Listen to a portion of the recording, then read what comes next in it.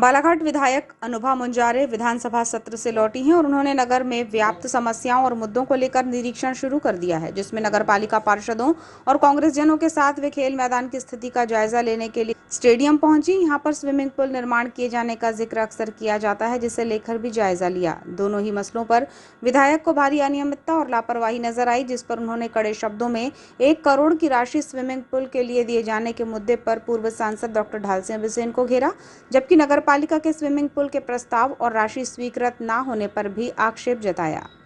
विधायक अनुभा मुंजारे के साथ विधायक प्रतिनिधि शफकत खान, नेता प्रतिपक्ष कारोल इल्हारे, पार्षद प्रवीण मदनकर, आशुतोष डहरवाल, पूर्व पार्षद पन्ना शर्मा, रामभाऊ पंचेश्वर सहित अन्य कांग्रेस जन उपस्थित रहे। विधायक अनुभा मुंजारे निरीक्षण के लिए सीधे स्टेडियम पहुंची, जहां खेल एवं युवा कल्याण विभाग के कार्यालय में पहुंचकर कई अहम जानकारियां ली। यहां पर खेल अधिकारी के उपस्थित न होने पर उनके सिवनी से अप डाउन किए जाने पर आपत्ति जताई।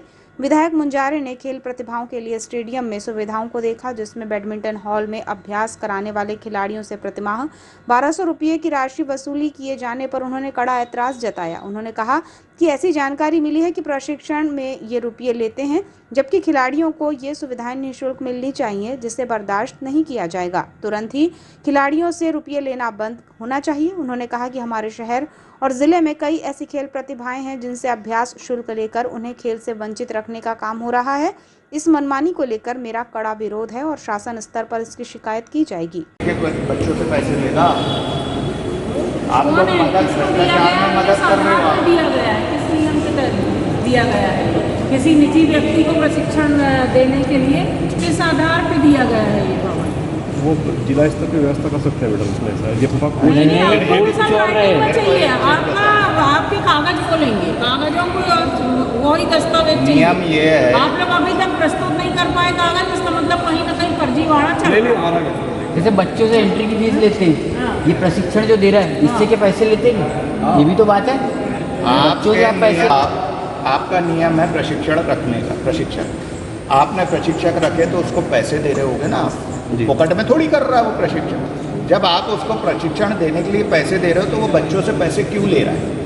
नहीं तो जो फीस आती है ना वही उसके प्रशिक्षण के लिए है। गलत है।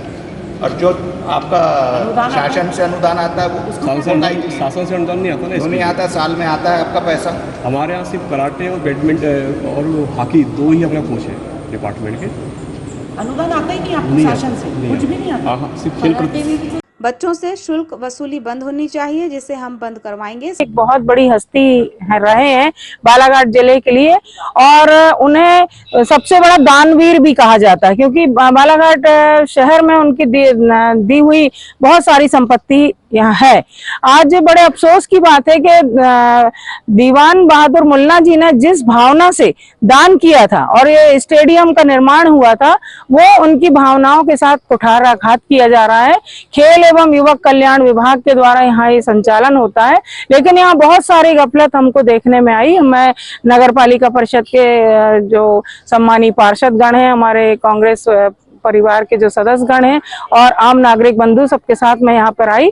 यहाँ पे जैसे बैडमिंटन का जो हॉल है, वहाँ पर बच्चों से 1200 रुपए फीस ली जाती है और जो प्रशिक्षण देने वाला जो प्रशिक्षक है वो बाहर का है, ऐसा जानकारी मुझे मिली। इसके साथ ही अपने निरीक्षण के दौरान विधायक अनुभा मुंजारे से स्विमिंग पूल के मुद्दे पर भाजपा को घेरा। उन्होंने पूर्व सांसद डॉक्टर ढाल सिंह बिसेन द्वारा स्विमिंग पूल के लिए 1 करोड़ रुपये दिए जाने वाली घोषणा को लेकर सवाल खड़े किए और पूछा कि आखिर कहाँ है 1 करोड़ रुपए की राशि? यहाँ तो स्विमिंग पूल का हल्ला मचाया जाता है, लेकिन कहीं भी स्विमिंग पूल के लिए भूमि स्वीकृत हुई है और ना ही वित्तीय स्वीकृति मिली है। नगर पालिका द्वारा बीते दिनों वर्चुअल तरीके से प्रधानमंत्री के द्वारा भूमि पूजन करवाकर वाहवाही लूटी गई।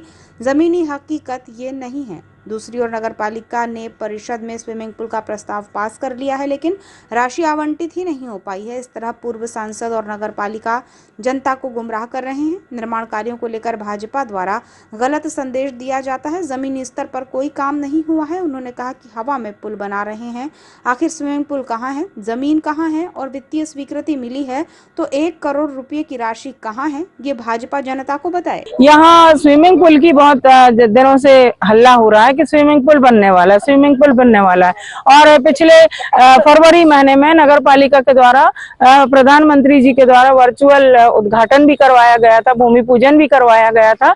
और ये बात फैलाई गई थी कि माननीय सांसद जी के द्वारा 1 लाख रुपए निर्माण करके 1 करोड़ रुपए स्विमिंग पूल निर्माण के लिए दिए जा रहे हैं। लेकिन वास्तविकता यह है कि अभी मैं कहना चाहिए जमीनी हकीकत कुछ भी नहीं है। ना माननीय सांसद महोदय के द्वारा 1 करोड़ रुपए की राशि दी गई है और ना ही स्थान का चयन हो पाया है, ना टेंडर लगे हैं, कुछ भी नहीं हो पाया है। तो हम ये पूछना चाहते हैं, नगर पालिका प्रशासन क्योंकि भारतीय जनता पार्टी के हाथ में है, तो इस तरह से झूठ बोल के परिषद को भी ये गुमराह कर रहे हैं, शहर की जनता को भी गुमराह कर रहे हैं और खिलाड़ियों को भी गुमराह कर रहे हैं। जब जमीनी हकीकत कुछ है ही नहीं तो आप किस तरीके से गुमराह कर रहे हैं। और सबसे बड़ी आश्चर्य की बात है कि स्विमिंग पूल निर्माण के लिए परिषद में प्रस्ताव लाया गया, जबकि ना राशि आवंटित हुई है, ना उस प्रक्रिया को शुरू कहीं से किया गया। तो फिर किस तरह से आप परिषद में ला रहे हैं। और पार्षदों ने जब सवाल उठाया तो उनको ये बोला गया कि राशि प्राप्त हुई है, लेकिन ऐसा कुछ भी नहीं है, हमने पूरी जानकारी ले ली है। तो यहाँ पे और ये जो बच्चे रोज खेलने आते हैं, हॉकी मैदान में जो बच्चे आते हैं खेलने, हॉकी खेलने, उनसे भी प्रतिदिन उनका शुल्क लिया जाता है उनसे। तो ये भी अवैधानिक है। हमारा कहना है कि हमारे शहर के बच्चे, हमारे जिले के बच्चे बहुत ही प्रतिभाशाली हैं। खेल प्रतिभा हमारे जिले में कोने कोने में है, बस्ती है। लेकिन अगर हम उन गरीब बच्चों से अगर शुल्क लेंगे, पैसा लेंगे और उसके बाद उनको यहाँ खेलने का अवसर मिलेगा, तो ये बहुत आपत्तिजनक बात है। इसका मैं कड़े शब्दों में निंदा करती हूँ, विरोध करती हूँ। और यहाँ पे खेल अधिकारी भी मौजूद नहीं रहते, जैसा कि मुझे जानकारी मिली कि वो सिवनी से डेली अप डाउन करते हैं। लेकिन आज मौके पे जब मुआयना करने हम लोग आए तो खेल अधिकारी मौके पे नहीं मिले और उनके मातहत कर्मचारी थे जो उनका कहना था कि भाई अधिकारी आज नहीं आए हैं। तो ऐसा आज के दिन ऐसा बोलने में कहने में आ रहा है कि अधिकारी नहीं आए। ऐसा कई दिन होता होगा जब अधिकारी नहीं आते होंगे।